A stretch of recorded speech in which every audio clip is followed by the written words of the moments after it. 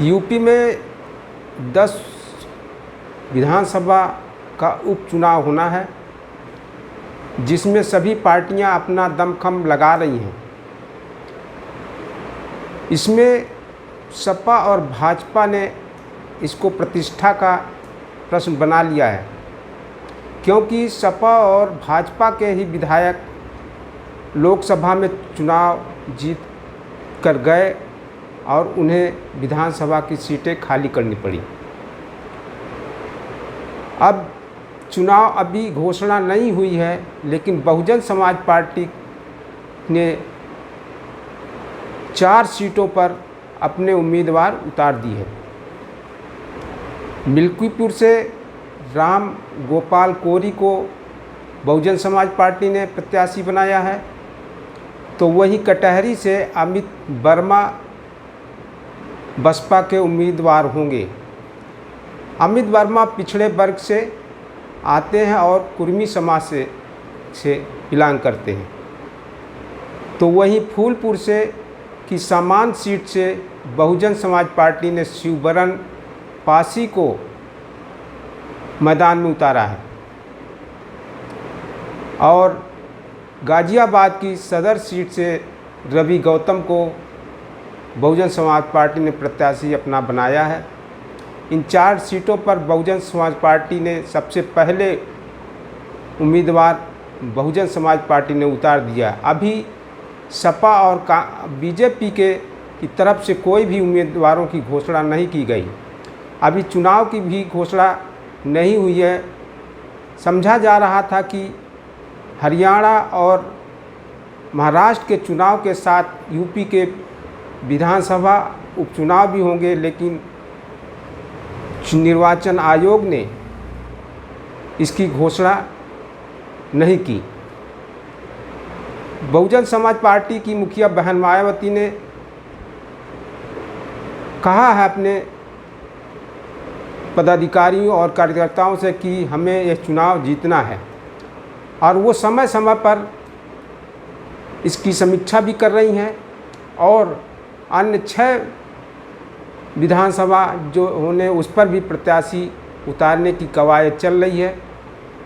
Bahujan Samaj party की मुखिया हम अक्सर वो इसकी समीक्षा कर रही हैं।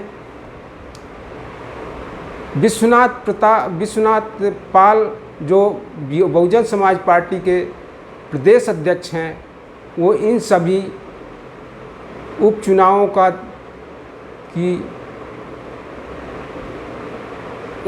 की देख रेख कर रहे हैं और वहाँ पर कैडर भी कर रहे हैं, और छोटे छोटे वो अपने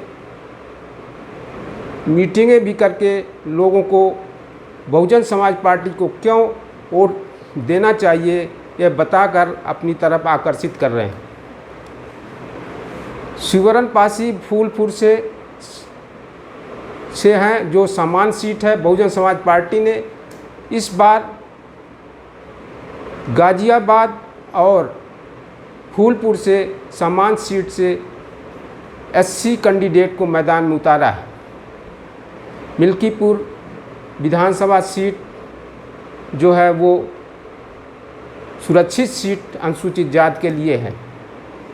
अभी और देखना है कि जहाँ भी चुनाव होने हैं, बहुजन समाज पार्टी अपने उम्मीदवार की घोषणा करेगी। इस तरह बहुजन समाज पार्टी सभी पार्टियों से आगे चल रही है और भविष्य में जो चुनाव में अब बहुजन समाज पार्टी किस तरह समाजवादी पार्टी और भाजपा का खेल बिगाड़ सकती है।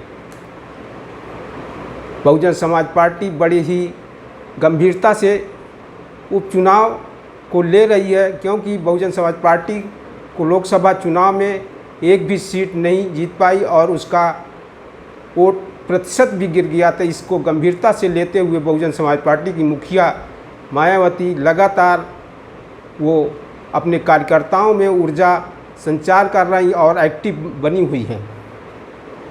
अभी उन्होंने 21 तारीख के आरक्षण वर्गीकरण के खिलाफ भारत बंद को समर्थन किया था, जिसमें बहुजन समाज पार्टी से काफ़ी अनुसूचित जाति के जो चले गए थे वो काफ़ी लोग जुड़े हैं। अब ये देखना होगा कि बहुजन समाज पार्टी के वोट प्रतिशत में इस उपचुनाव में कितना बढ़ोतरी होती है। यह एक बहुजन समाज पार्टी के लिए परीक्षा की घड़ी है। जय भीम।